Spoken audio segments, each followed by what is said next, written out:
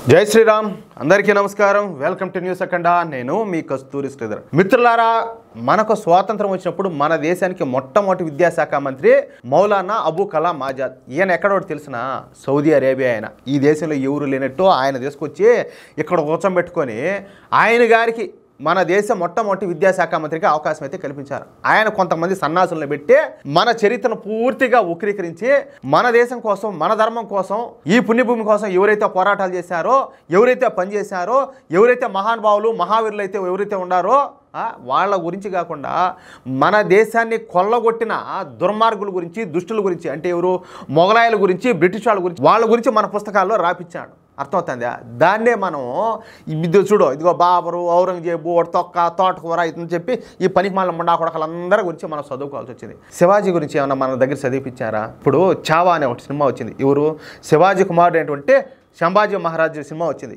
ఎంత గొప్పగా ఉండదు ఆ చావా సినిమా చూస్తే ఎంత అద్భుతంగా ఉన్నదంటే అంత అద్భుతంగా ఉన్నది ఊరే ఎవరైతే ఈ దేశం కోసం అహర్నిశలో పోరాటం చేశారో వాళ్ళ చరిత్రలు తెలుసుకోలేకపోయినామని చెప్పేసి ఒకవైపు బాధ అలాంటి మహావీరుల గురించి ఇప్పుడు తెలుసుకుంటామంటే ఒక విధమైన ఆనందం సంతోషం కలుగుతున్నాయి అన్నమాట కానీ ఎప్పటికి కూడా మన చరిత్రలను వక్రీకరించే విధంగా కొంతమంది మాట్లాడుతూ ఉంటే ఇంకా ఏం చేయాలో మీరు ఒకసారి చూడండి ఈ న్యూస్ ఒకసారి చూడండి దాన్ని బట్టి మీకే అర్థమవుతుంది నేను ఏం చెప్పబోతున్నాను అనేది సరే స్వర భాస్కర్ ఈవిడి గారు భారతదేశానికి చెందినటువంటి ఒక సినిమా నటి ఆమె 2009లో సినిమా రంగంలోకి అడుగుపెట్టి 2012లో ఈ జీ సినీ అవార్డ్స్ అదేవిధంగా screen awards silk road international film festival award Lux golden rose awards లాంటి అవార్డు అన్నిట్లు కూడా అందుకునింది బాలీవుడ్లో ఇన్ని అవార్డులు అందుకునింది అంటే ఖచ్చితంగా వాళ్ళైతే ఈ రాక్షస సెక్యులర్లు అని అర్థం అనమాట బాలీవుడ్లో రాక్షస సెక్యులర్లకు మాత్రమే గతంలో ఎక్కువ శాతం అవార్డులు అయితే ఇస్తా ఉన్నారు సరే ఇప్పుడైతే పరిస్థితి మారింది అనుకోండి అది వేరే విషయం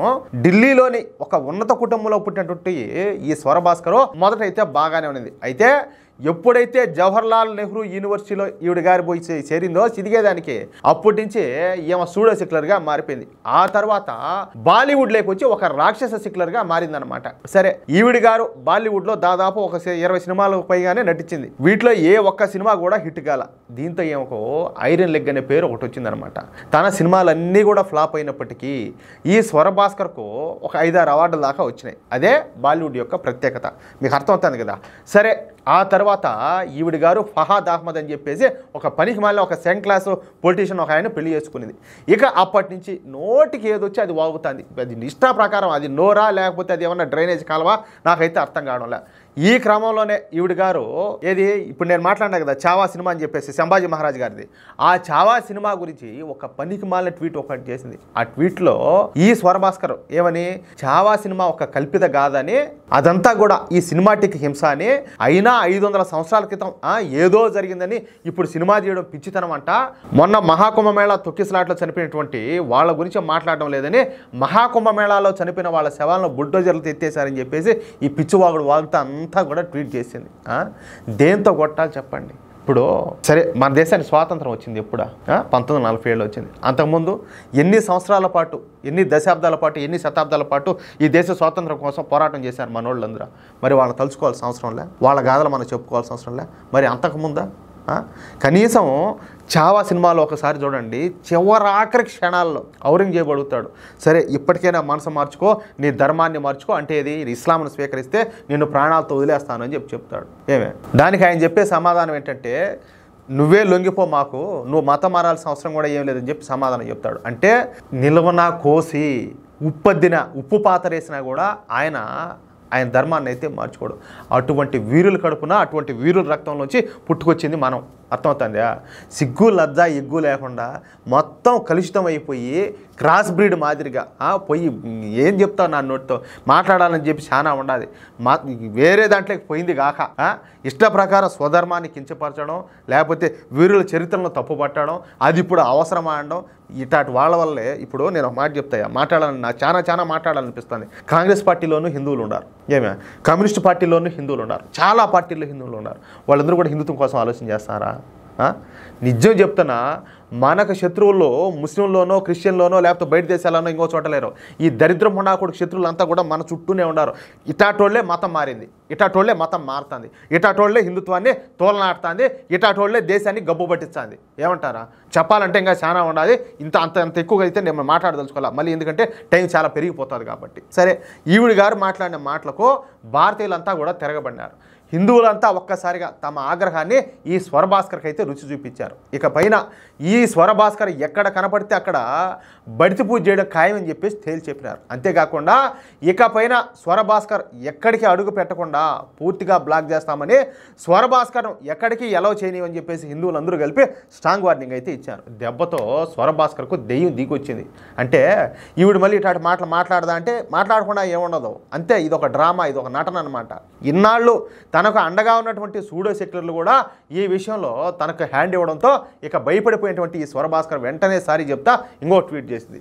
తనకు ఛత్రపతి శివాజీ అంటే ఎనలేని గౌరవం అని, అసలు ఛత్రపతి శివాజీ పేరు వింటేనే రోమాలు నిక్కబోడ్చుకుంటాయని, నిజంగానే నీకు అంత ఫీలింగ్ ఉంటే నువ్వు ఇట్లా మాట్లాడతావా? నువ్వు ఇట్లా లంగా వ్యాపారాలు చేస్తావా?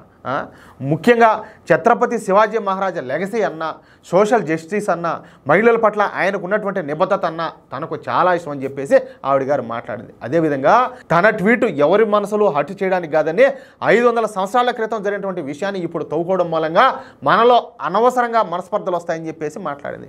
ఎవరిలో మనస్పర్ధలు వచ్చాయి?